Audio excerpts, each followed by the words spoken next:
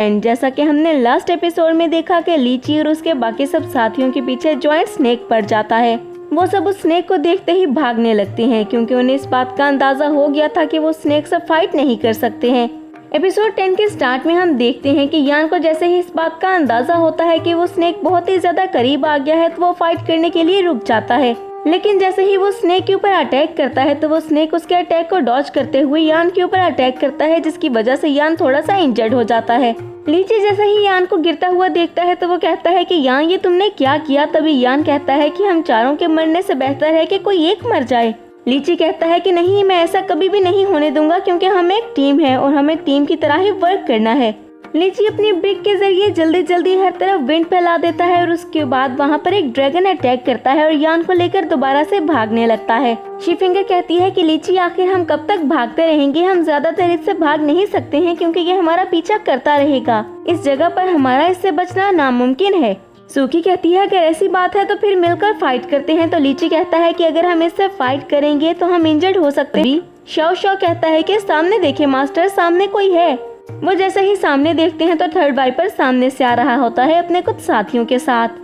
यान कहता है कि ये हमारे साथ हो क्या रहा है, पीछे से स्नेक हमारे ऊपर अटैक करने के लिए आ रहा है और सामने से ये थर्ड वाइपर। हम तो बीच में फंस गए हैं लेकिन हमें रुकना नहीं है, चलो भागें। तभी लीची को एक आइडिया आता है और वो यान को अपनी ब्रिक पकड़ाते हुए उसे अपना प्लान बताता है। यान उस प्लान को सुनते ही जल्दी से थर्ड वाइपर के सामने जाता है और उसको देखकर थर्ड वाइपर कहता है कि तुम यहाँ पर हो, तुम्हें पता है कि तुम्हें ढूंढने के लिए हमने कितनी मेहनत की है। यान कहता है कि क्या इत्तेफाक है ना। तभी थर्ड वाइपर उस पर अटैक करने के लिए आता है और कहता है कि अगर तुम मिल ही गए हो तो फिर तुम्हें तो मरना होगा। यान हर तरफ विंड बिखेर देता है जिसकी वजह से थर्ड वाइपर और उसके साथियों को कुछ भी नजर नहीं आता है और यान वहां से भाग जाता है और अपनी इल्यूजन वहां पर छोड़ जाता है। तभी थर्ड वाइपर को लगता है कि वो यान है। इतने में वहां पर वो जॉइंट स्नेक भी पहुंच जाता है और हम देखते हैं कि उस जॉइंट स्नेक और थर्ड वाइपर के बीच में फाइट होने लगती है। यान जैसे ही लीची के पास पहुंचता है तब वो लोग उस फाइट को देखते हुए वहां से भागने लगते हैं और कहते हैं कि अब भागने का अच्छा मौका है।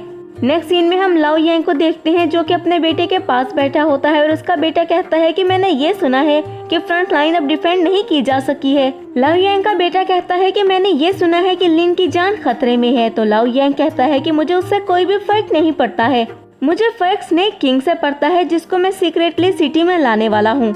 मैं ऐसा शो करूँगा कि जैसे हम सब पर ही मुसीबत आई है और मैं बहुत ही ज्यादा परेशान हूँ और इसके बदले में तुम्हें पता है कि क्या मिलेगा मुझे, ये ली फैमिली, ये स्नेक किंगडम, सब कुछ मुझे मिल जाएगा।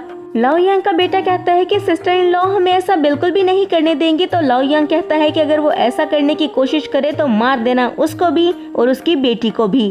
कोई भी मुझे ली फैमिली पर कब्जा करने से रोक नहीं सकता है।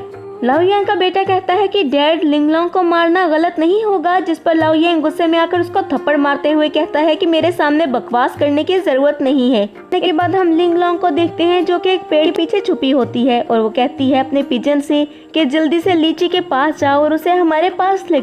नेक्स्ट सीन में हम यान को देखते हैं जो कि कहता है कि चलो वो स्नेक अब तक मर चुका होगा, जाकर उसके पार्ट्स को कलेक्ट करते हैं। शीफिंगर कहती है कि नहीं, हमें इसकी जरूरत नहीं है। तभी यान और सूकी वो उसके पार्ट्स को लेने के लिए चले जाते हैं और लीची कहता है कि आखिर ये उसे कलेक्ट करना क्यों चाहते हैं।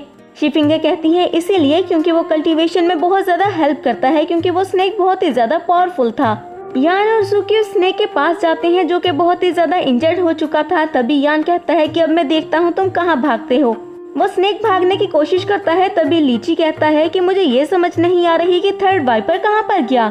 शीफिंगर कहती है कि लगता है वो बहुत ज्यादा इंजर्ड हो गया है, इसीलिए खुद को बचाकर यहाँ से भाग गया।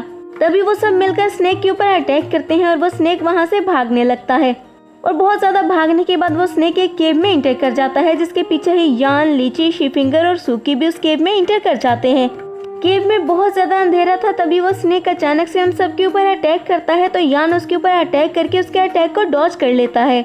सूकी, शीफिंगर, लीची सब मिलकर उसके ऊपर अटैक करते हैं और कुछ ही देर में वो स्नेक वहीं पर मर जाता है। उस स्नेक के मरने के बाद सूकी उसके एट्रीब्यूट्स को कलेक्ट करने लगती है और यान उसके स्किन को कलेक्ट करने लगता है और कहता है कि ये बहुत ही ज्यादा हेल्पफुल है मेरे लिए। स्किन को कलेक्ट करने के बाद यान कहता है कि लीची तुम मेरे साथ किलिंग सिटी में चलो, हम वहाँ पर मिलकर बहुत कुछ कर सकते हैं। वो शीफिंगर और सूकी को भी साथ आने के लिए कहता है लेकिन वो दोनों नहीं मानती हैं। और लीची कहता है कि मेरे पास और भी बहुत से इम्पोर्टेंट टास्क हैं जिनको मुझे कंप्लीट करना है, इसलिए मैं तुम्हारे साथ नहीं जा सकता हूँ। यान कहता है कि तुमने मेरी मदद की और मेरी जान बचाई है, तो मैं तुम्हें यहाँ पर मरने के लिए नहीं छोड़ सकता हूँ। हम साथ जाएंगे और अपनी टेरिटरी को एक्सपेंड करेंगे। लीची कहता है कि हम सिर्फ फ्रेंड्स बनकर रहेंगे, अच्छी बात है, लेकिन मैं यहाँ का नहीं हूँ और ना ही हमेशा के लिए मुझे यहाँ पर रहना है। बहुत जल्द मैं अपनी दुनिया में वापस चला जाऊंगा। फिर वो सब केव में थोड़ा सा आगे जाते हैं तो उन्हें वहाँ पर बहुत सारा ट्रेयर पड़ा हुआ मिलता है, जिसमें कुछ क्रिस्टल्स और इसके अलावा कलरफुल फ्लावर था। वो सब कहते हैं कि अगर हमें ये मिल जाए तो इससे हमारी कल्टीवेशन इंक्रीज हो सकती है। लेकिन तभी शी फिंगर की नजर एक तरफ पड़ती है और शी फिंगर डर जाती है और कहती है कि ये क्या है।